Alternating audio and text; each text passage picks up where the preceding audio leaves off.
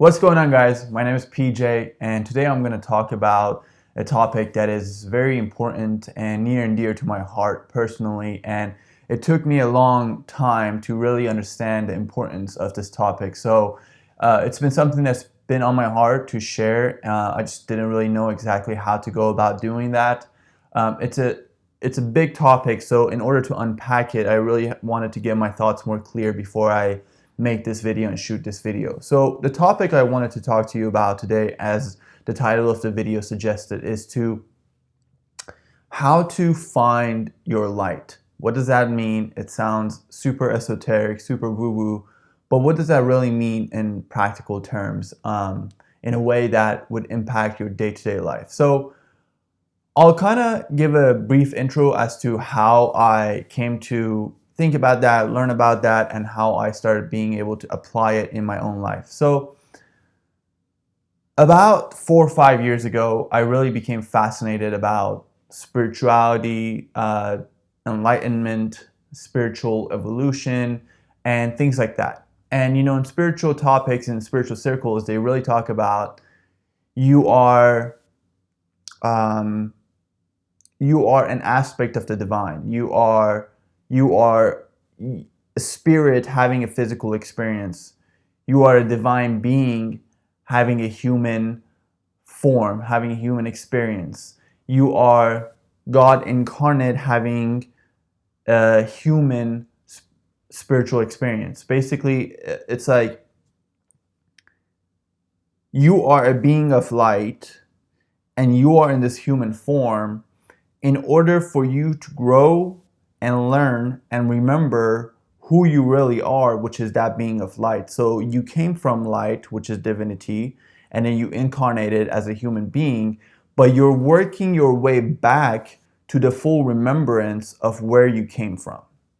So that all sounds good and great, right? It's like, okay, great, I'm divinity incarnate, but what you have to learn, and this is something that took me a long time to understand, is like you hear these things in spiritual circles and then it becomes an idea in your mind. And you start trying to apply it and adopt it as a thought of your own, as a belief of your own. You say, okay, I'm an aspect of the divine. You try to walk, I'm light. I'm a light being. I'm an aspect of the divine. You try to go through life now with this new understanding of who you are and yourself.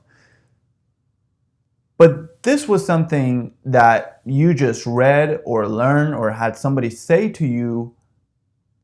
But how far have you really gone to make that realization be something that is yours?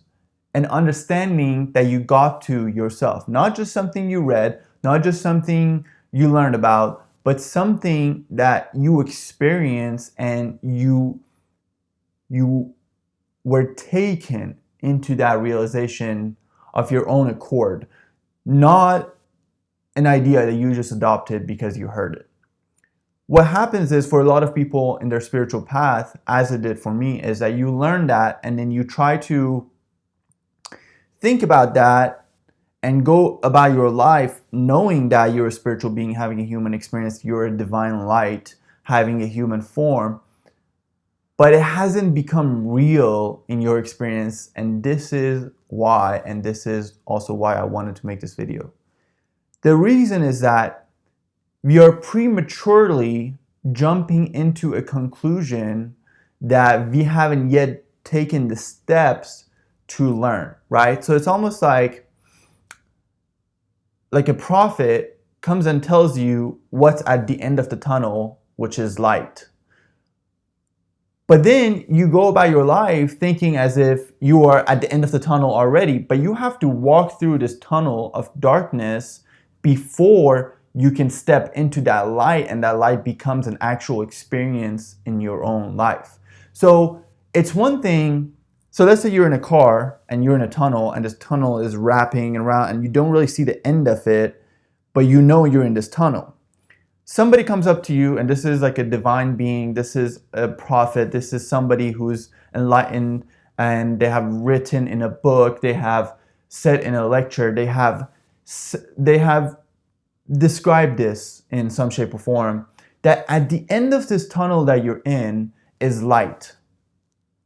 And then you say, okay, great, now I know what's at the end of this tunnel. But you still have to go through the tunnel, through the curves of the tunnel, through the path of the tunnel, which is the darkness. You have to still go through that on your own.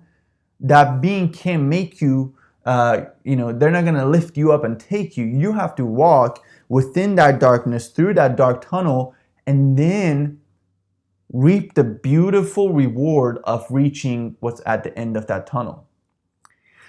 But the journey of how you went about getting to that end light is just as important, if not more important, than knowing and understanding what's at the end of it.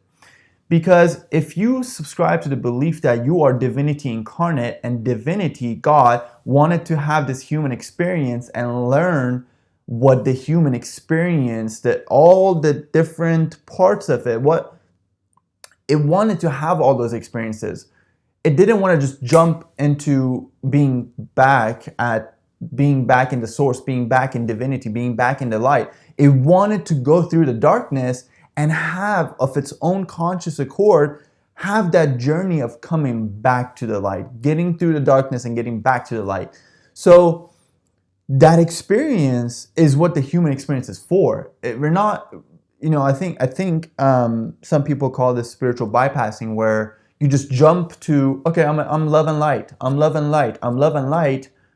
But have you had the experiences? Have you gone through the journey of becoming that? It's like I've been watching this documentary on Michael Jordan called The Last Dance on Netflix. It's amazing, and it's just been really, having me think about being a spiritual athlete, similar to an actual athlete, an NBA star, so to speak, a basketball athlete like Michael Jordan.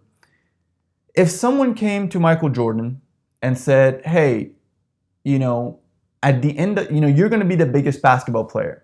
That's your destiny. You're going to be one of the, if not the best, one of the best basketball players who's ever played a game of basketball.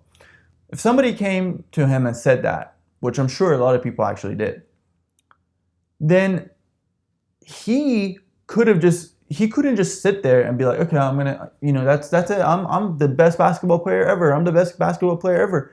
He had to go through the journey, through the practices, through all the games, through all the challenges, through all the struggles of actually becoming that. So yes, he was destined to become that in a sense, but he had to go through the journey of becoming that. So it's all of our destinies to become that being of light, because that's who we really are. That's who God is. God is light. God is love, and He's created us. So we have that divine spark within us. We have that divine fragment within us, and it's our destiny, all of us.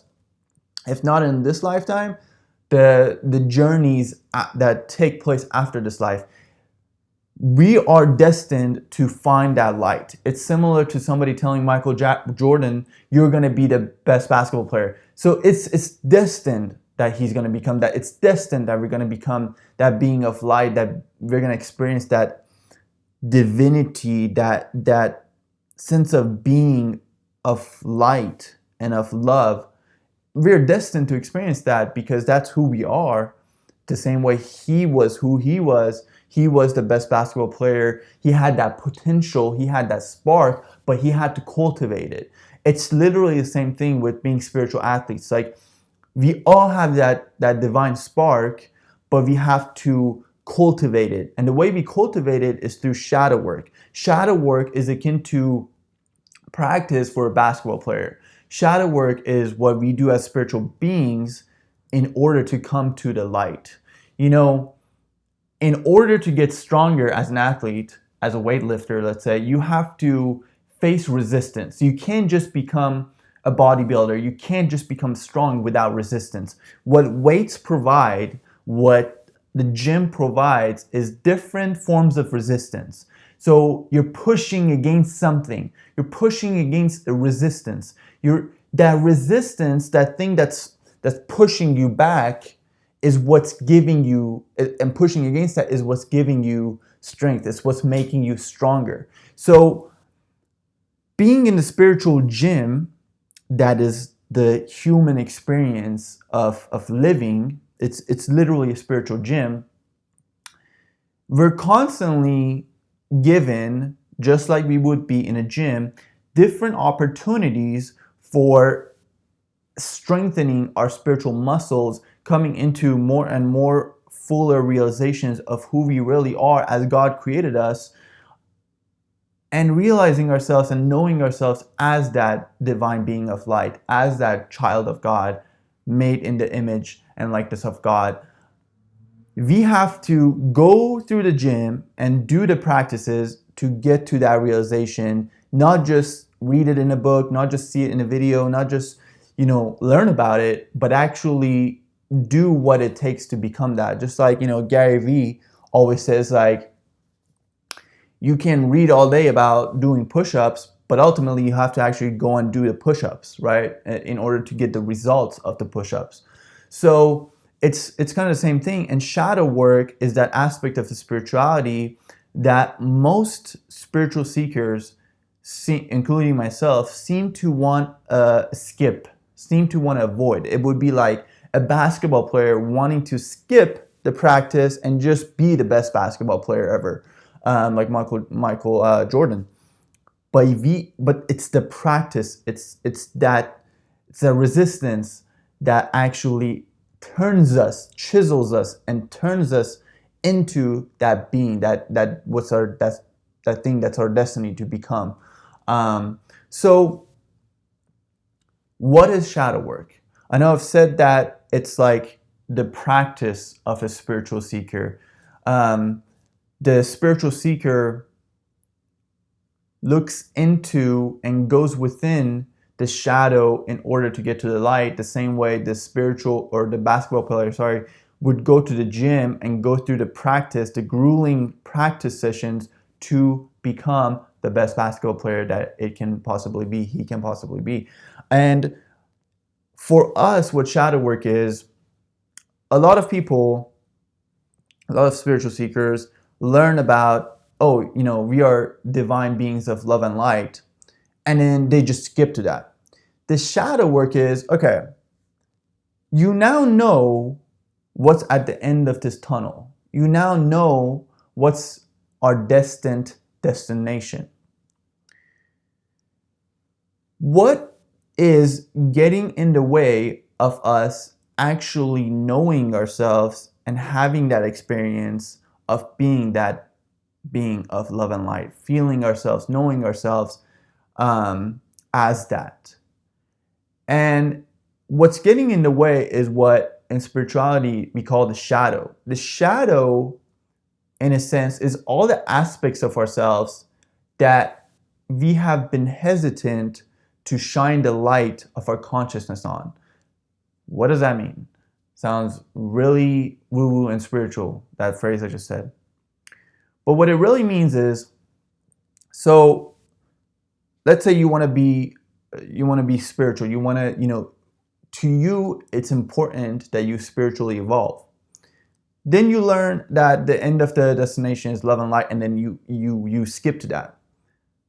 But you haven't looked at the shadow. You haven't looked at all those aspects of yourself that you don't want to acknowledge, that you don't want to look at, that you don't want to address, and you just want to go and skip to being the NBA champion, the best basketball player of all time, the best, get the fruits of the spiritual work without having done the shadow work, which is the spiritual work, the spiritual practice.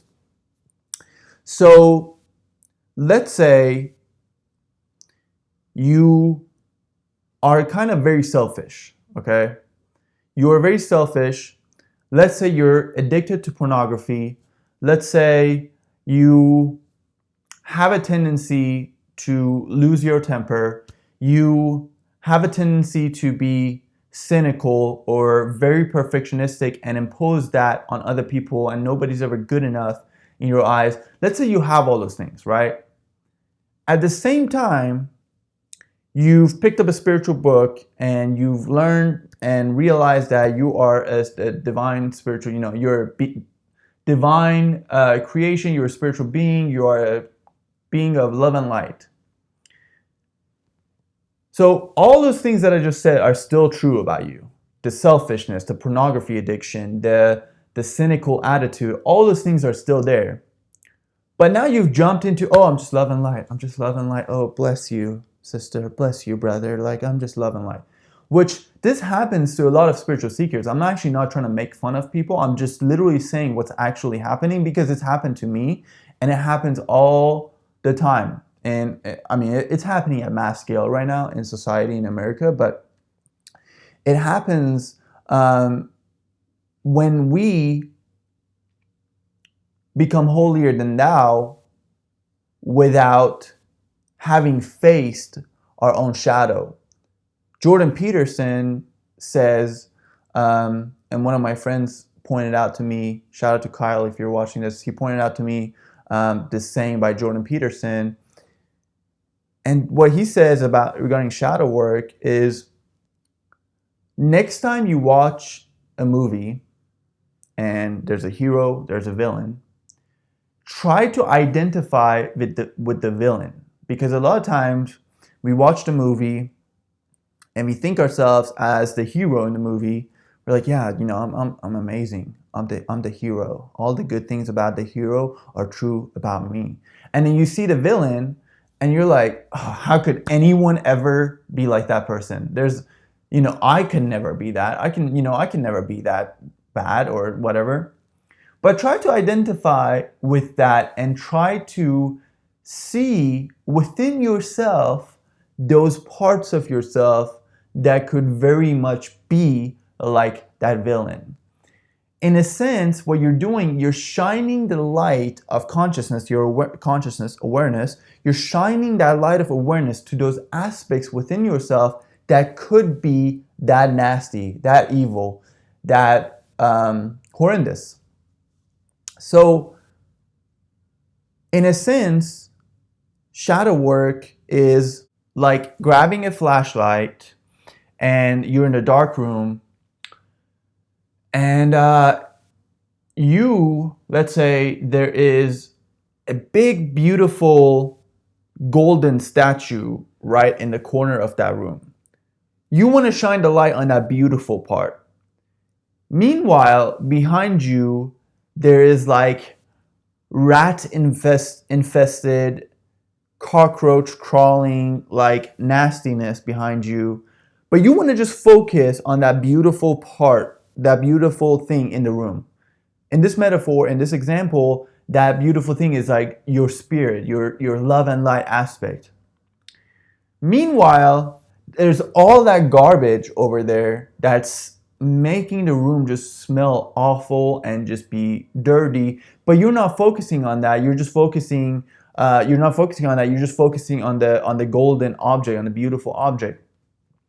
Shadow work is grabbing that flashlight and saying, as awful as it is, as much as I don't want to do this whatsoever, I'm gonna do the work of turning that flashlight and looking at the things I don't want to look at, and that garbage that I was talking about, all that nastiness in the corner of that room, those are the aspects of yourself. Those are the aspects that you don't want to look at. That's the selfishness, the pornography addiction, the cynical attitude, the perfectionistic tendencies where you try to impose all those on other people and nobody's ever good enough in your eyes. That's all that. And in shadow work, the mindset here is, unless I clean up that garbage, unless I shine the light of consciousness, of awareness on those aspects, on that garbage, and clean that up, until I do that, that golden statue, as beautiful as it might be, it's sitting in a nasty house, in a nasty room. So as valuable and as beautiful as that might be, what good is it when it's literally in a dumpster, in a trash, in a garbage bin, so to speak? Um, so what do we do with like beautiful, amazing objects, right? We usually put them in a museum. And does a museum look like a trash can? No, it doesn't. It's beautiful. The lighting is perfect. We want to make sure the ambiance is great in the museum. So like that spirit, let's say that beautiful object, in order for it to truly shine its light, it has to be placed in a beautiful atmosphere, arena, building, so to speak.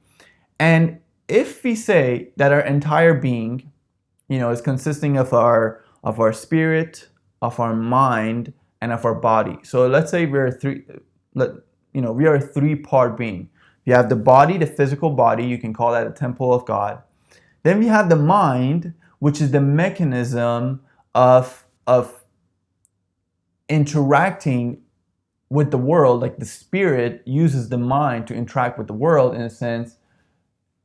So we have the body, we have the mind, and then we have the spirit. The spirit is changeless. Like it doesn't change. It stays as God created it, which is pure, which is love, which is light, all those amazing things, all those qualities that we associate with divinity. Those are an aspect of us because we have that spirit fragment of divinity. So, in my belief is like when God created us, He put an aspect of Himself, a fragment of Himself, that divine spirit of Himself, He put that within us, and that is changeless.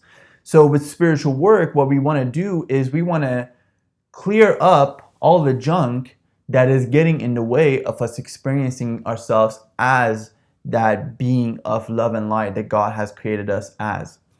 What's getting in the way is all the junk and garbage in our mind, all those qualities within our being that are interfering with that beautiful light shining within us and then from within us out into the world. So it's like, let's say the mind is a translation device, and the spirit is the source of the message. It's the source that transmits a signal. Then this device, this mind, has to translate that signal that it receives into discernible language and then communicate that out into the world. But the receiver, so to speak, of the signal, this translator, this device is messed up. It's got a lot of like garbage in it. There's a lot of things that are getting in the way of that clear transmission being communicated from the clear source into the world. It'd be like having dirty pipes in your house. So like the water source, wherever the water source is, so let's say there's like a water reservoir and that has beautiful, clean, pristine water in it, but the pipes are dirty. So when you open the water, even though the source is clean, the water that comes out is dirty. Why? It's not because the source was dirty, the spirit is clean, but the pipe, the mind has, the filter is messed up. The pipes are not clean. They're infested with a lot of junk. So in order for us to get as clear of water, of output as that source is, we have to clear the pathway that source has to travel through to come out into the world. So in this example, it's like shadow work is cleaning the pipes. If this mind is a translator and it has a lot of, like, it gets clear message, but then it can't translate it clearly out into the world. You have to clear up whatever is getting in the way.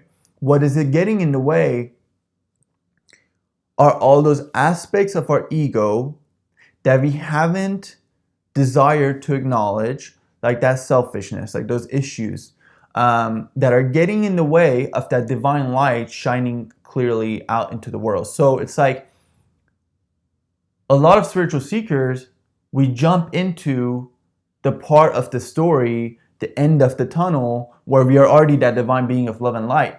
But meanwhile, in our mind, we have all this garbage that's not actually allowing that light to shine through. But the mind, the mechanism that the mind uses is projection. So instead of looking at itself, this is why self-awareness is so important, because mind's natural tendency is to project what it sees in here out there. So it sees another person as bad. It looks at the president and says the president is evil. That person is bad. That other person is horrible. This villain in this movie is horrible. Meanwhile, what it hates the most in them is usually what it's having the hardest time acknowledging and accepting within itself. So what it's projecting onto another person, a public figure, is what aspects of itself it least wants to see. So our job with shadow work, with raising our consciousness, with wanting to change or turn that light of awareness from other people onto ourselves and say, okay, there's all that garbage on the side of the room that I haven't wanted to look at, all those issues, all those things cluttering up my mind. Let me do that so that the light of my being can actually shine through, because your spirit doesn't just like shine through. It has to go through your mind. The mind is like the filter. The mind is like the, in the example of the pipes, it's like the pipes that the water, the source, has to flow through. And, you know, a lot of spiritual seekers, in a sense, want to fake being that being of love and light. Instead of allowing their spirit to clearly shine through, it's easier to just fake it and act holier than thou and say, I have already reached enlightenment. I have become this being of love and light. You know, I have no hate in my heart, da da da. It's easier to fake that than to actually do the work of cleaning up all the junk that's getting in the way of you being that. So you have that selfishness, let's say, okay? Look at that. Don't project it. Don't deny it. Don't suppress it. Don't fake yourself out of it. Be deadly honest with yourself, as if your life depends on it, and say, I have that nastiness about myself. Let me shine the light of my awareness on that. Let me see that. Let me accept it. Let me not try to resist it. Be like, oh, I'm not selfish. I'm not selfish. I'm not selfish. Because the more you resist it, the more it persists. And all those parts of yourself, you can see them as little like children that are just dying to be seen and acknowledged and loved by you. So you are like the adult or the father of all those aspects of yourself that are like little children that are causing chaos and mayhem and havoc and throwing fits inside yourself, all because they just want to be seen and heard and acknowledged and loved by you, who are their parent, so to speak. And so you have to, in a non-judgmental attitude, look at those aspects of yourself that are the hardest parts to look at. Especially take note of when you see a public figure and you just hate their guts. Try to see if what you hate is not actually what you haven't yet acknowledged within yourself. Because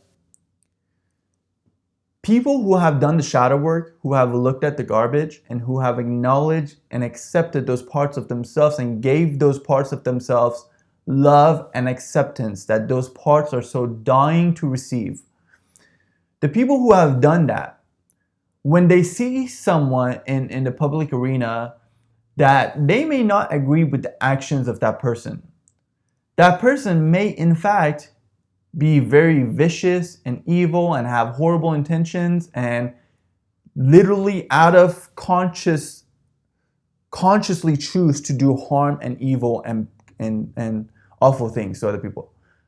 So when you see that, you might not agree with that. But because you have done that shadow work, maybe you can't love them. That might be too big of a jump. But there is an understanding, there is a divinity that you still are able to see within that perceived enemy. You can look at that enemy, and as much as you hate their deeds, you can still see that God spark within them, as far and as unplugged and as disconnected as they may be from that. You can still see that within them, as God would still be able to see that within them. Because you're not projecting onto them all the evil characteristics that you have failed to look upon and accept and acknowledge within yourself. So what happens when we do that? When we do look at those aspects, when we do look at the garbage that we've been wanting to brush under the rug, not look at, not acknowledge, not accept, not give love to.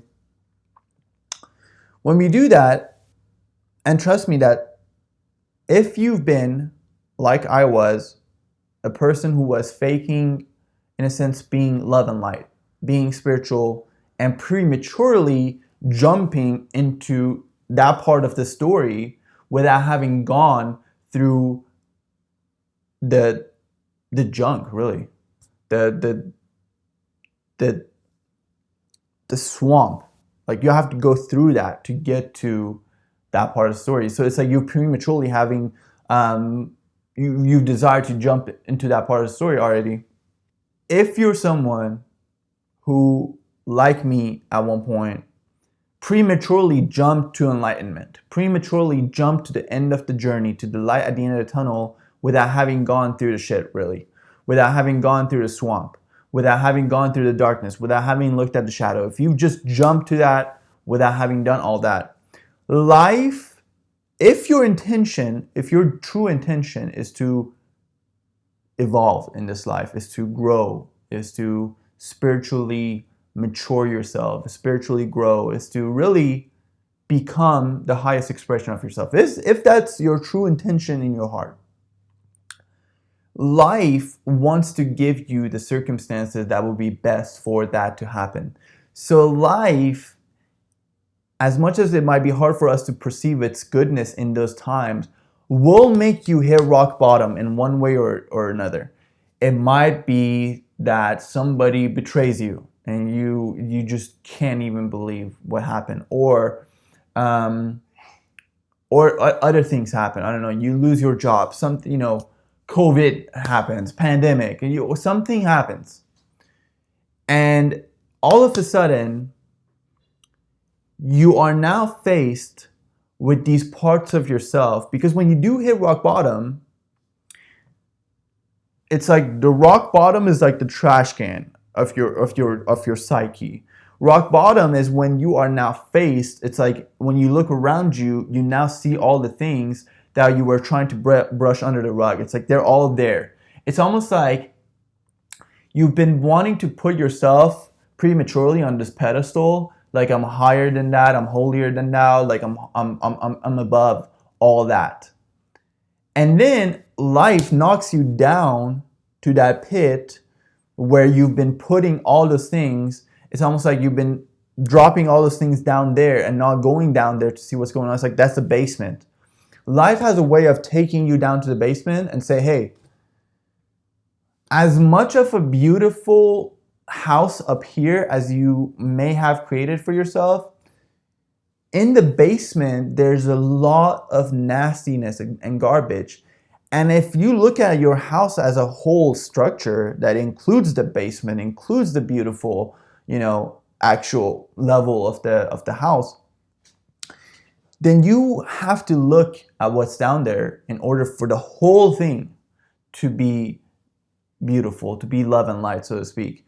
So life forces you to look at the shadow. Now, when you have to face the shadow, all those aspects that you've denied, it's very hard. It's very, very difficult. That's why nobody wants to, out of their own will, do it most of the time. Now, it's in our best interest to do that. It's like a really good basketball player that goes to the NBA without having done any practice. As much as you may want to be in NBA, if you go to NBA without having done any practice, you would just get destroyed. It would be like going to a battle without having prepared at all, and you just get wrecked. And it's kind of like that. Like with intention, we have to consciously, frequently check in with ourselves and say, okay, to what degree am I really being honest with myself and where I'm at? And have I really been looking at the parts of myself that are hard to acknowledge, are hard to look at, and are hard to accept? Because until you accept them within yourself, you're going to keep projecting them onto others. And you're going to hate people outside yourself. Really, you're just hating aspects of yourself that you haven't acknowledged. It's way easier to say the bad guy is out there than to acknowledge the bad parts within yourself. But if you do acknowledge the bad parts within yourself, then all of a sudden the bad guy in the movie, in the dream outside yourself, all of a sudden that bad guy doesn't seem like the evil being that you were perceiving them to be. And there's a level of understanding. There might not be like, oh, I agree and good job for what you've done if what they've done is horrible. There might not be that. Like, you're not clapping for them, but there's an acknowledgement of like, I see you. I see what led you to that because I've acknowledged what can lead me to that. I mentioned Jordan Peterson earlier, but I think Jordan Peterson another time said something like, one of the most awful things that the soldiers in Germany during World War II had to experience was seeing themselves for the first time being capable of committing acts of horrendous extent that they never could see themselves being able to do before. So most of us would like to think of ourselves as like, I could have never done that evil thing. I could never be the villain. But then when you are put in situations where you see, like in a war setting, and you see yourself commit acts that you could have never, ever before admit you could be possibly able of committing, that's when trauma happens. You get traumatized because now you're faced with your shadow, the parts of yourself that you couldn't acknowledge. Like, you couldn't acknowledge how bad you could actually be. You couldn't acknowledge before how evil you could actually possibly be, how vicious sometimes you can actually be. Like, how often has, like during driving, you've literally wished death upon someone. Like, shadow work is acknowledging that. It's not judging that. It's not saying, oh, I'm such an evil person, awful person. It's seeing that you can be that and saying, I see that within myself. I accept that within myself.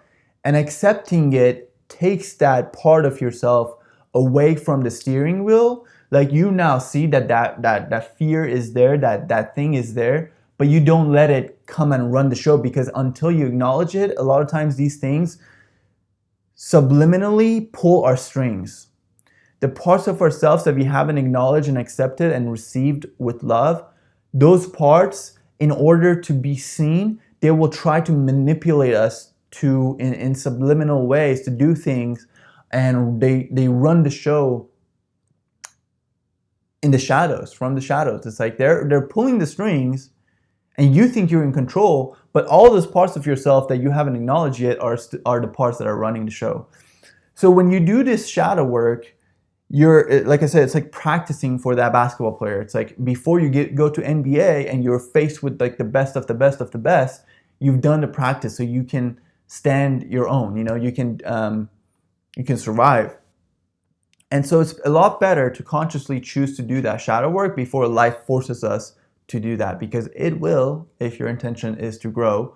And in a weird way, it's a gift that if it forces you to do that, because that's what happened to me. I was forced to look at those parts of myself that I didn't want to look at before. And so I went from being this like person that prematurely was identifying as love and light. I'm just being a love and light. I'm love. I'm an aspect of divinity, prematurely identifying with that. When I was forced to look at my own shadow, look at all the parts of myself that I haven't acknowledged, and it took months, over a period of time, slowly start seeing them, acknowledging those parts of myself, those aspects of myself that I was ashamed to even admit are there. When I gave them love, they're like children that I acknowledged. I gave them love. I saw them. I see you. I hear you. I know you're there. I love you. I see you. When I acknowledge those parts of myself, then all of a sudden, I started to experience what all these gurus, all these people, all these teachers had told me about. And I started experiencing what I prematurely wanted to have before I have done the work to get there. It's like Michael Jordan became the best basketball player and fulfilled what he knew was his destiny because he went through the journey of actually getting there. It's like he knew that's his destiny. It'd be like the Oracle in the Matrix that could tell the future. It'd be like Oracle telling Neo, "Hey, you're the chosen one," but Neo had to go through the journey of realizing that he is the chosen one because he didn't believe it for a long time. He couldn't see what others saw in him. So it's like these teachers, these guides, these spiritual teachers, Jesus, I am the light of the world. They're saying that about us too. We are the light of the world. But we have to face the shadow in order for us to know that and to see that. And it's something I've been thinking about a lot lately, that people say seek and you will find. And yes, that is obviously a true statement, especially when it comes to spiritual things, like seek your light and you will find it. But I'm of the belief that believe it and you will see it. So believe that there's the light at the end of the tunnel, and then you will see it. But first, before you see it, you will be presented with all the different opportunities and all the practice periods and all the challenges that will help you walk the path towards seeing that end outcome, that light at the end of the tunnel. So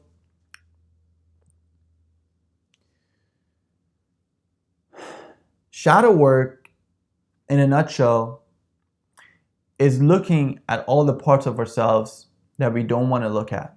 That selfishness, that greed, that horrible attitude, that bad behavior, that bad habit, that thing that we don't want to acknowledge, the thing that we don't want to mention or see within ourselves.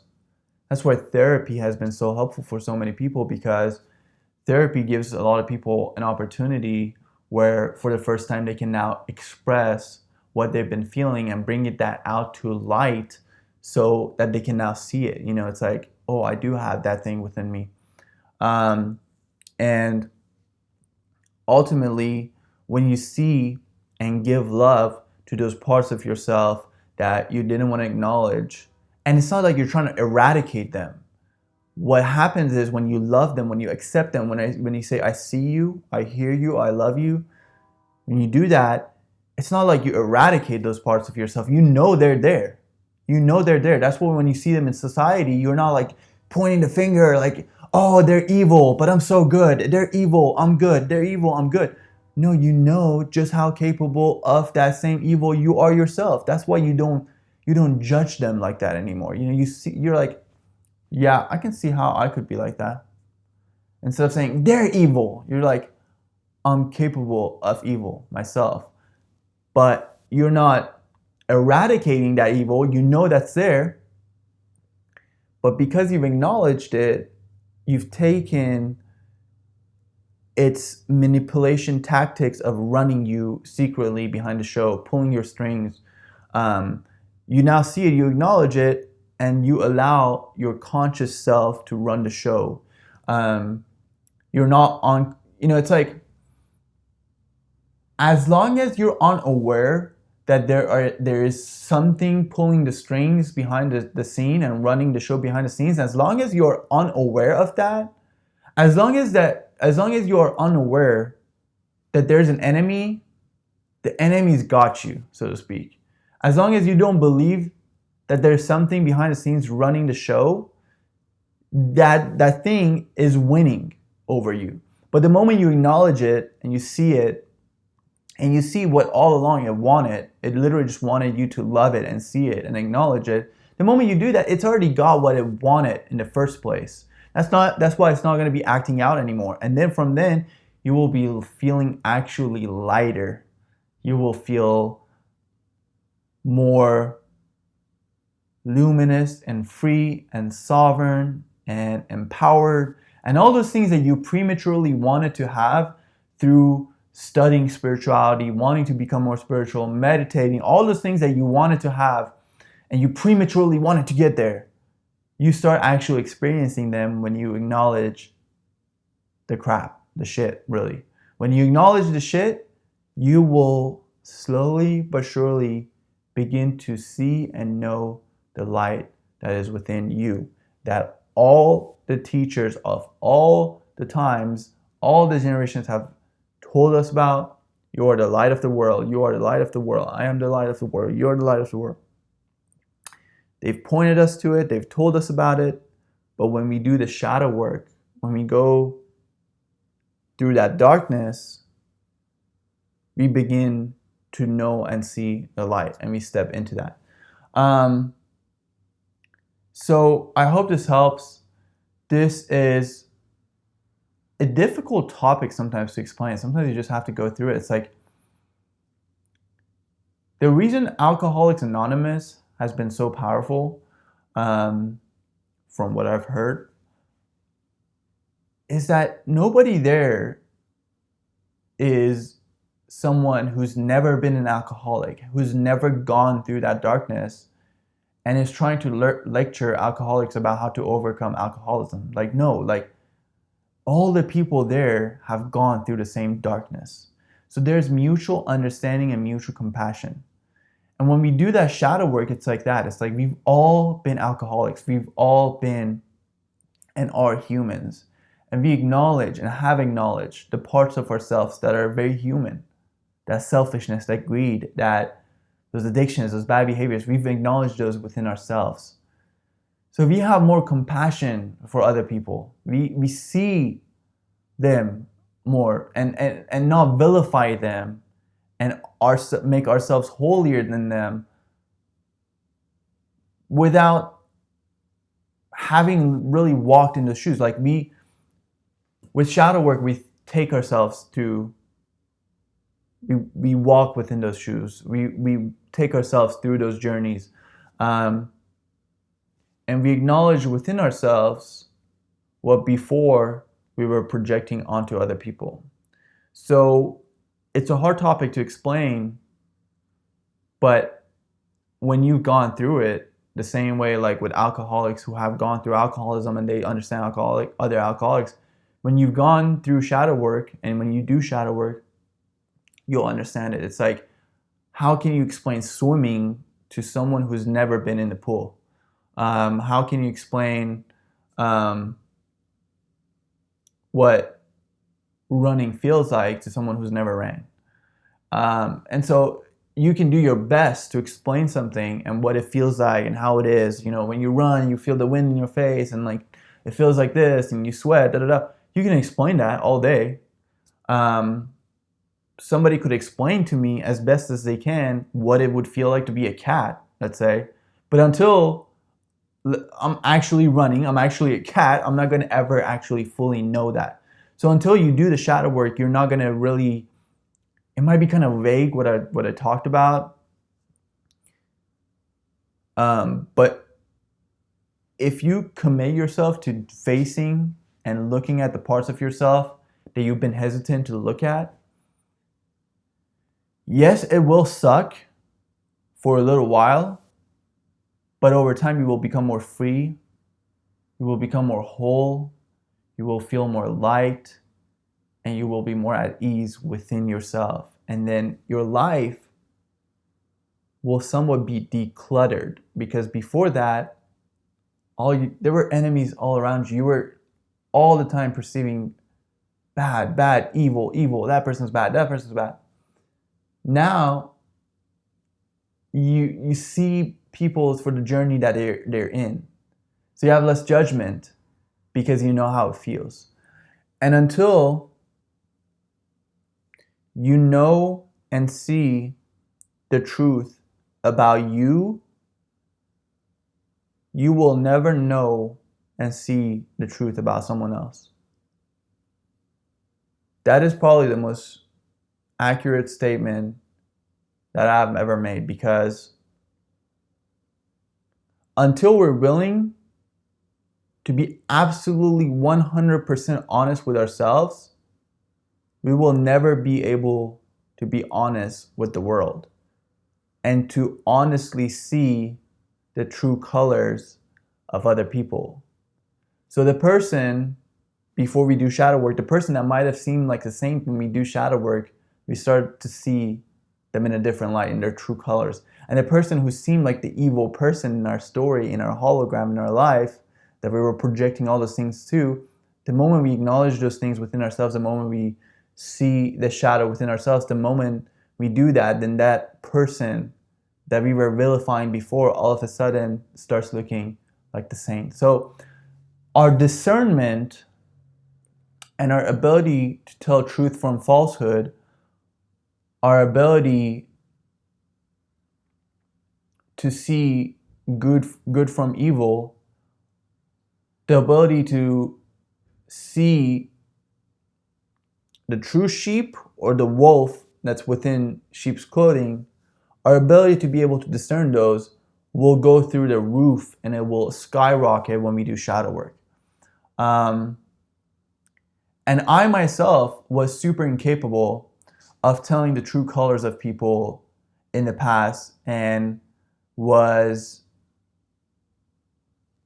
subject to a lot of like betrayals and stuff like that. But when I did the shadow work, and when I had to do shadow work and was ultimately, came face to face with that, I came to realize like there were so many red flags, but because I was like not acknowledging the truth about myself, I couldn't see the true colors of other people. I couldn't see the truth about other people. And until you acknowledge the truth about yourself, as nasty, as bad as it might be, see your light, not just see your light, but see your shadow too, the yin yang symbol, see the whole thing. Until you do that within yourself, you can't see it within others. And so the situations where I should have been able to clearly discern that, hey, this person's intentions are not pure, I should have been able to do that like months in the past. I had to like play the whole situation out and have the so-called betrayals happen in order for me to realize, oh wow, like I really wasn't able to see and discern true colors. Why? Because I wasn't discerning and seeing my own true nature.